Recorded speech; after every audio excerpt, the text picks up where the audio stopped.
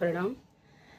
तहन आई कृष्ण जन्माष्टमी छी, भगवान के तारनहारी के बर्थडे छियन।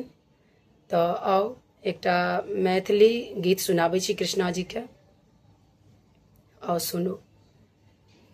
कृष्णा जी के नाम सुनी मीरा दाई जनम लेला।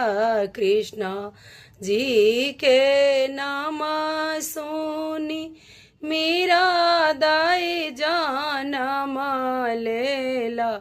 मीरा जपई कृष्णा कृष्णा नाम यो सजनम। से मीरा जपई कृष्णा कृष्णा नाम यो सजनम। गम के पश्चिम मीरा दाई बांधल मंदिर घर। गम के पश्चिम मीरा दाई बांधल मंदिर घर। तही तारा राधा असबर यो सजनम।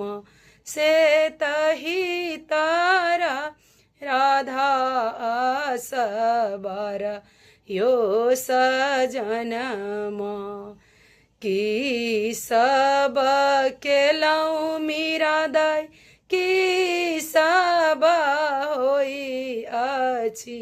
हमारो के दियौ ने बुझाई यो सजनम। से हमारो के दियौ ने बुझाई यो सजन। माँ चुटकी साबाद मीरा दाई पैसा ला मंदिर घर। देख लागल बाबू जी के चरित्र यो सजनम।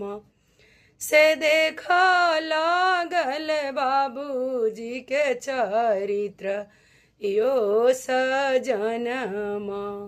एतबे बचन जब सुनलनि मीरा दाई धरती खसल मुरुछाई यो सजनम। से धरती खसल मुरुछाई यो सजनम। 10 5 सखी मिली मीरा के बुझाब लागल। किए मीरा दाई होई छी बताही यो सजनम। से जीवते बैकुंठ चली जायब यो सजनम। से हमारो के हुआ दिया बताही यो सजनम।